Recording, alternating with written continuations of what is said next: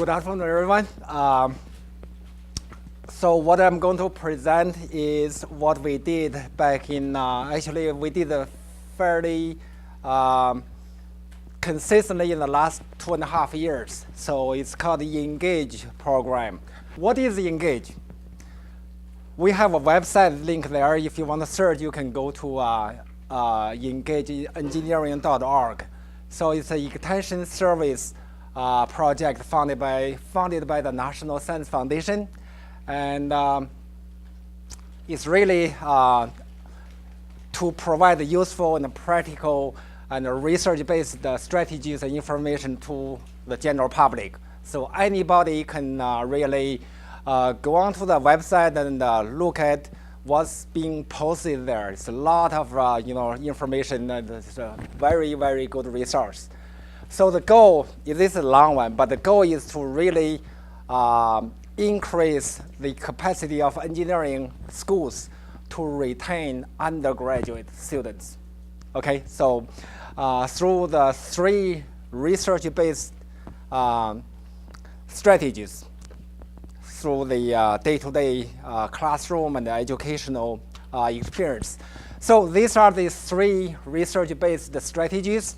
First one is the faculty and the students interaction. And the second one is what we call now is E3s.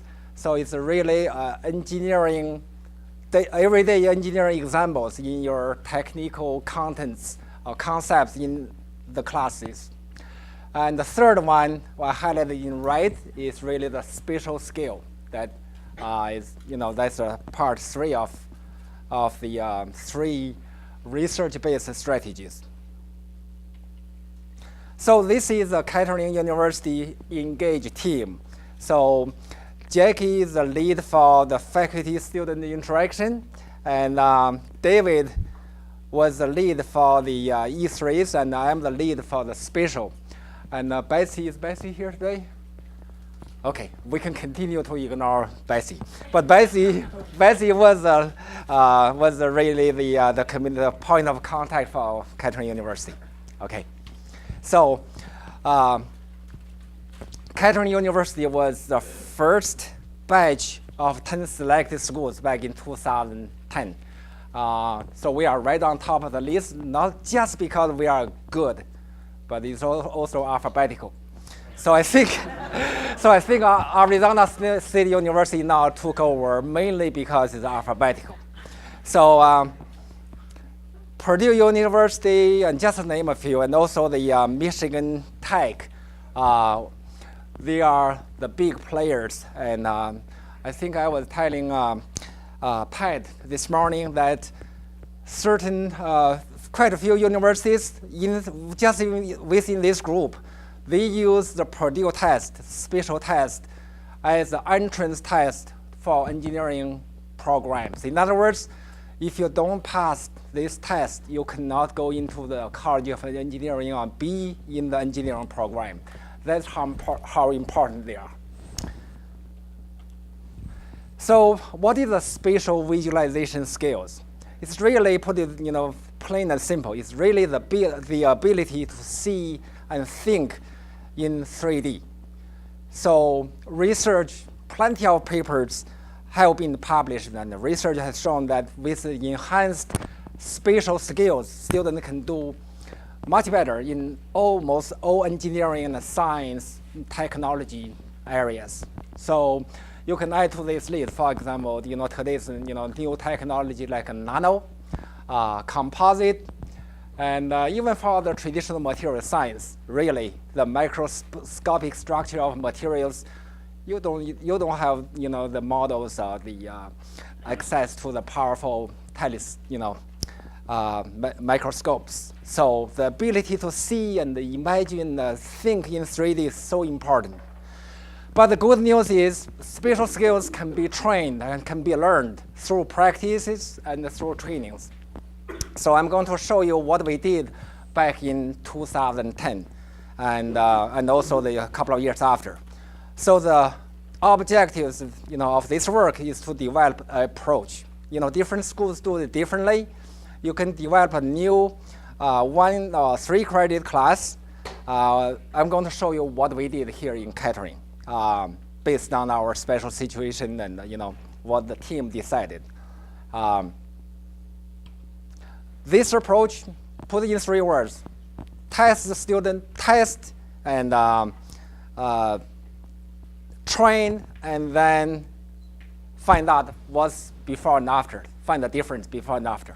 We enhanced the Mac 100 class, which is a core course for ME students today, and then we see what improvement that we made or the difference that we made.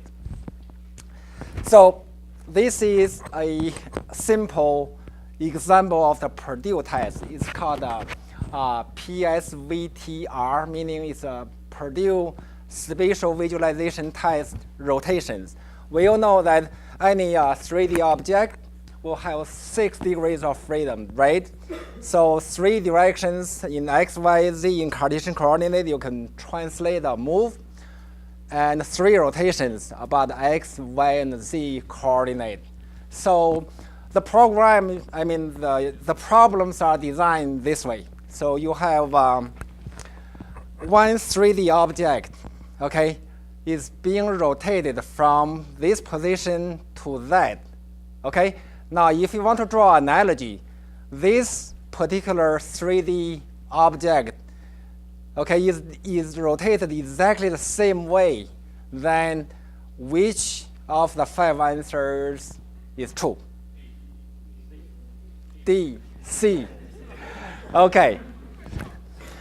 Victor, what do you think? D. Okay. So Jesse is there, right? Jesse, do you agree that D is the correct answer? Okay. So really, if you look at the top guy, this particular solid, you rotate about the vertical axis by 180 degrees, and then you get here. So this particular step, if you rotate the exactly same way, that's the answer is D. But this is just the easiest one for show and tell. And for the online test, I scored 29. And Kettering students, 3 of you guys tied in the first place with me, which didn't hurt my feeling. I'm so proud. I remember those 3 individuals forever. So it's a test developed about 16 years ago by Gui, and it includes 30 questions. You have to finish everything within 20 minutes. The online test, some of you already did. As soon as you start, the clock starts clicking, and no matter how much you did, by the time when the 20 minutes mark is reached, it's done. So here is the results. So very simple form, straightforward, but I'm telling you, I know Jackie was feeling my pain, and she was trying everything to help. And eventually, our IT VP sent this email to all freshmen, excluding the business major. Okay, it took me almost like 10 days to get that thing done, because not everybody can create a name list just for what you're trying to do. So, make the long story short, this is for the summer of 2010. At the orientation, we tested all freshmen, like I said, excluding the business major. Altogether, we have a pool of 119 students. Okay, so those who scored 60% or more, which means 18 out of 30 questions. Okay, so that's about 102 students did that, which is 85.7% of the total population of the freshmen that we tested. Those who scored 60% or less, 17 of them, so which is 14.3%.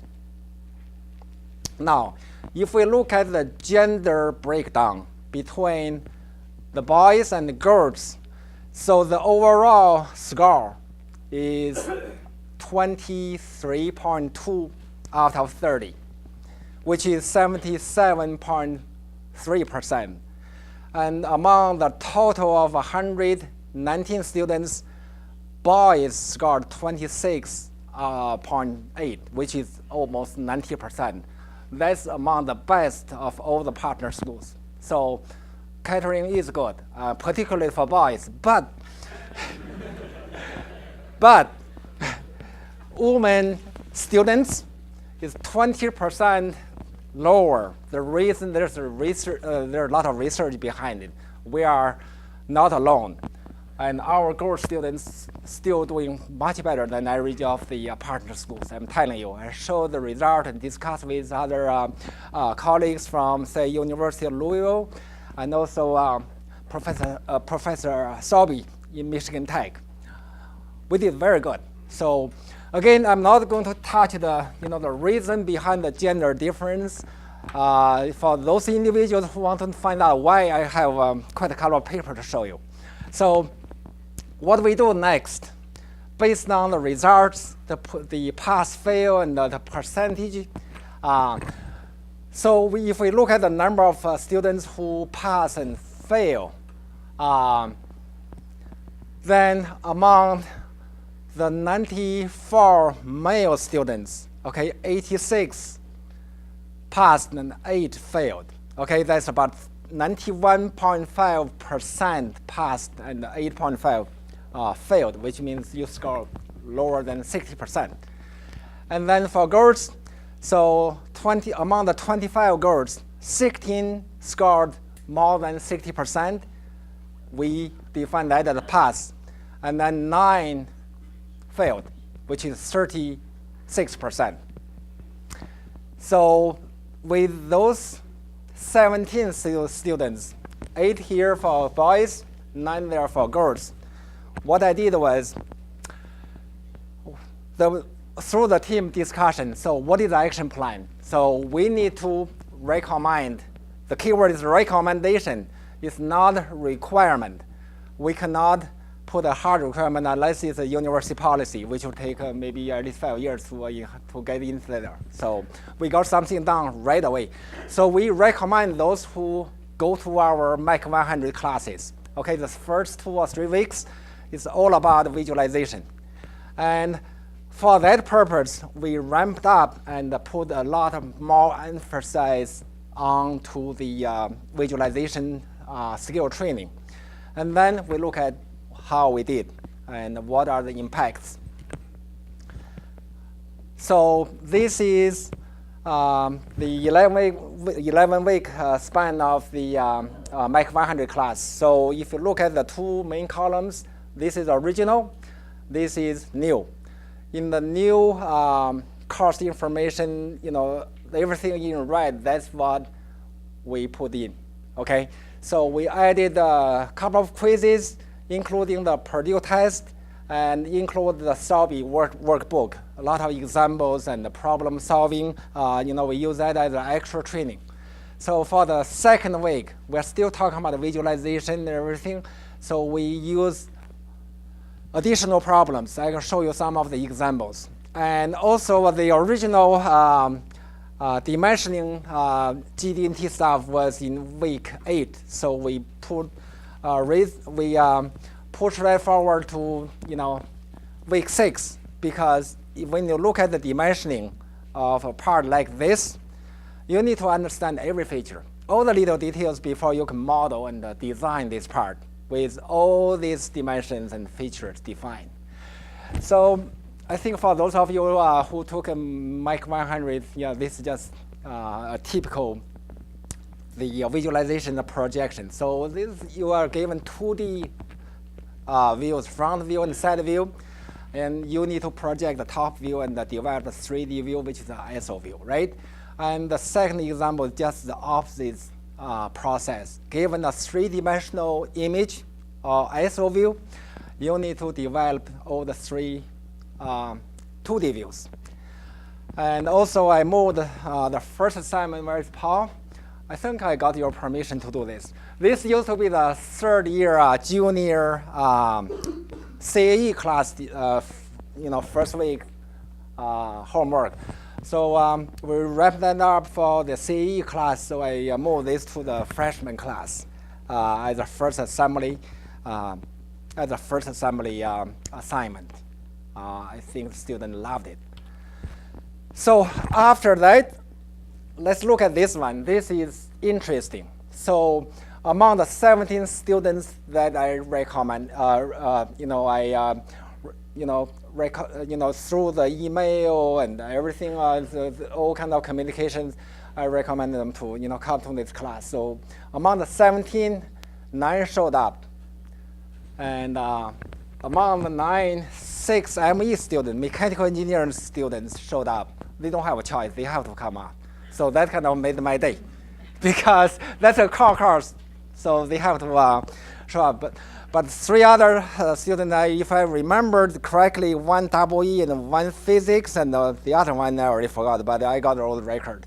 So after sitting in, I told them, 1 girl and 2 guys, I told them you can sit in as long as you want, but these choose to sit in maybe first 3 weeks. And everything, the workload start to pick up from other courses. But the pre-test among those 9 individuals, so they scored roughly about 53%. And after the training, of course, if you do the second round for the same side, that helps a little bit. But you're talking about 20% in score in the improvement. You can chip in if you have any questions, particularly for. Yeah. Different questions or same question? Same set of tests. That's what I'm saying. Second round will be better, but we can, because the paper test, we shuffle the number of questions a little bit. So in line with the ABET effort, these are the 5 CLO's course learning objectives. The very first one, that's in our catalog book. The very first one is all about spatial and visualization skills. So when we, among all the rest, so if we look at the assessment result, the first CLO, that's the visualization skills. So if we look at the fall 2009, which is 1 year before we did this, so the average is about 87%. So with a lot of additional training and that's just a lot more work. So we look at the the all sections. I think 3 sections. We have a score of average score for the spatial visualization. That's about 92%. Okay, so that's about 5% improvement. Challenges, and if we look at the challenges, I already mentioned it was quite a roller coaster thing for almost 2 weeks just to get the names of all freshmen and in engineering and science major and get the email sent out. I clearly remembered Mark Wicks told me, Yaomin, can you just copy and paste those lists? I said, well, I tried it even before I go through the the process, and you can only copy and paste 30 students in the name address, and with 120, you got to do how many times? And plus, it's just not convenient. And the second thing is really for students. The first question you may ask, do I earn any credit?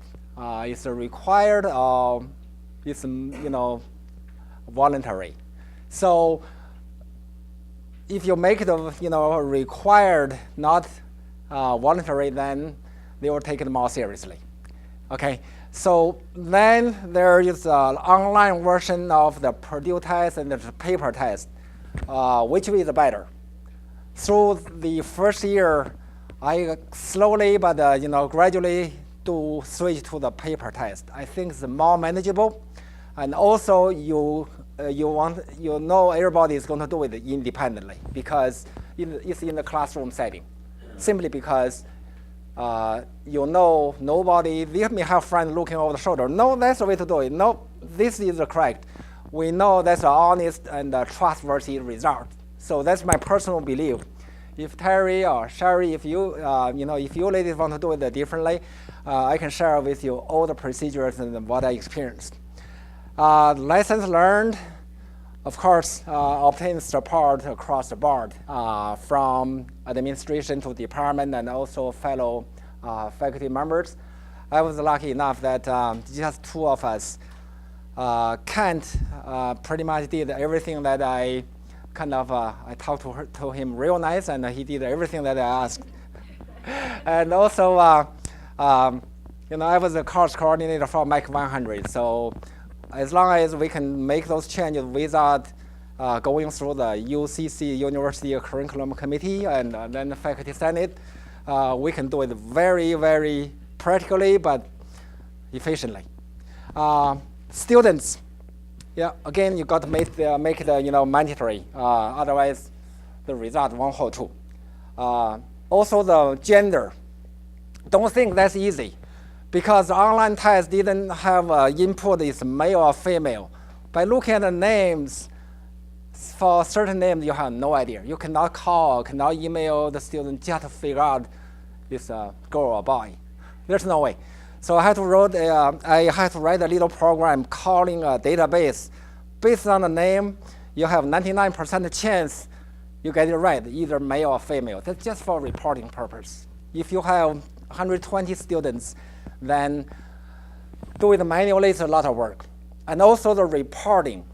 You can get the result, the raw data automatically from the system, from the Purdue online test. But you have to send the individual student their own scores. There's no automatic way to do it. So the total number of students taking the test, meaning that's the total number of emails you have to send. And plus, you have to give them a few words of compliment. You're well done, and then that takes a lot of time. So, yes, Tom. Curious if you looked at those 9 students and the other 8 students that didn't take it and looked at retention rates on those. I know they're small groups, but did the 9 persist and there was more attrition out of the 8, or is there any data on that? The direct answer is no, Tom. I didn't follow through those 8 who didn't want to come. Yes, Dan. I want to mention something else. Sure. Yes, yeah, I mean, the answer is this. Yeah, well, but I sure love to know. One thing I wanted to mention is that Engage is to help students be successful in engineering. And they targeted mechanical engineering because it has the lowest rate of underrepresented groups. And so what we have right now in engineering education is that we have pedagogies and curriculum that are developed by people who can succeed, who were successful in the current way of doing things. And so some underrepresented groups don't necessarily have the same socialization before they come to college as the majority does in engineering. So that doesn't mean people are not smart. It means that they didn't have the prior experience. I want to be very clear about that. That means they didn't have the prior experience that our current curriculum across the nation is expecting them to have, because of the way that, because of the experiences of most of the faculty have similar experiences, so they have certain expectations. So this shows that by finding through research what are the areas that our underrepresented groups might not have been socialized into, they can actually be taught, these skills to be able to be successful. Now, these skills, these 3 areas, these are the research that Engage decided to look at: faculty-student interaction, spatial and visualization skills, and everyday engineering examples. And for example, we were talking about this, and Oma, is Oma here? So I think it was Oma, and she was talking about, she's a physicist, and she's a vegetarian. And so when they were giving an everyday engineering example, the faculty member was, when she was coming up, they did an example of whether you have an egg or a boiled egg, and when you twirl it, what would happen? Well, she's a vegetarian, and so is her entire family. She had never seen a boiled egg, and what would happen? So this is an example that would completely fall flat on her. That doesn't mean she doesn't now have a PhD in physics, right? But if you take that analogy and transcend it across all curriculum, then we might be able to give more inclusive examples and define skills in such a way so that all students can be successful. And what they found is if a student has these skills that found by research, and they're given those skills, then they can be successful in engineering classes. But actually, they're also successful in they're more successful in all classes. Yeah, all classes. So that includes writing and math and everything. I think Dr. Smith, you have a question, right? Did you, or the test, does it do things like, for example, looking at cylinder that is 5 meters tall versus 8? And, well, that's my first question. Does it test that? And if so, did you see any difference? Like, actually, not just the visual, is the sizes? The direct answer is no. The Purdue test, PSVT is a rotation test. Same part. Just, you just look at the aspect ratio, just look at the shape. When it's rotated in certain way with certain angle, rotate other way with certain angle, you really need to be good at it in order to find out, the answer of the given question. So in other words, the sizes will have also some impact or not as important? Not really. You are really looking at the one particular shape. So dimension is it's just some, right. Estimation. Right, like how big something is just by looking at it. Yeah, it's a separate scale. Yeah, you got one question, then I have. Yeah. So I think you mentioned this earlier, but is this set of 30 questions always the same objects, or are they random? Everything is, every problem, every 3D object is different. Otherwise they can. Oh yeah, I understand, but with, if you take the test once, Okay. so you answer those 30 questions, you saw them once. Right. The second time you take it, will those be 30 different objects? That's what I asked.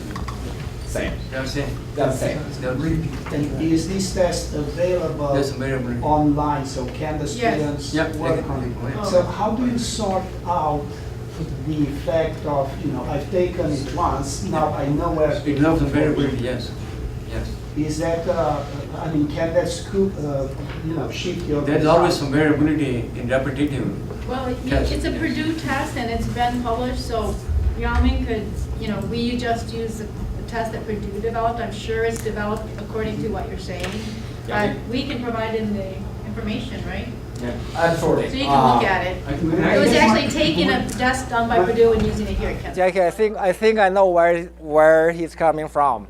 In other words, I think what he's trying to say is if it's a direct repetition from Yeah, one that is- yeah. iteration to the next, then Yes. how do you separate out whether they've really learned something or whether it's just a recall? you have to remember it because I've done that before. That's the answer. You are perfectly right. As of now, Purdue test has been around for more than 15 years. It's the same test being used in many different schools. Nobody really has ever improved it or changed it. This is not difficult to do, I'm telling you. We can recruit some of the terminology, Mach 100 students, and we can build material, like the solid, 3D solid libraries, and we can just enhance this.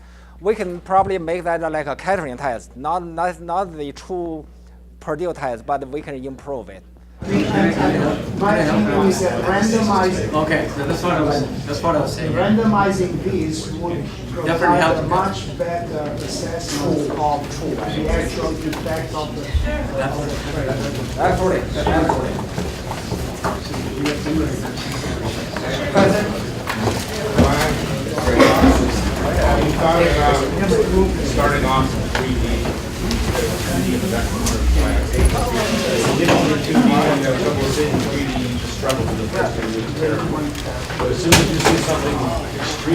3D, play with the mouse and rotate it, there's an instant awakening in life.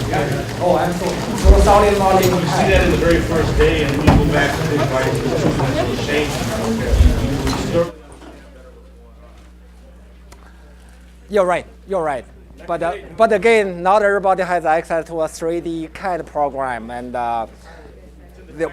yeah, I mean in the classroom, yes, yes. Thank you very much for coming. Please be sure you sign in and fill out an evaluation sheet. I want to thank our Thank you. speaker and for all your work. Thank you. You're doing fabulous Yeah, work, thank you. Yaomin. Thank Yeah. you.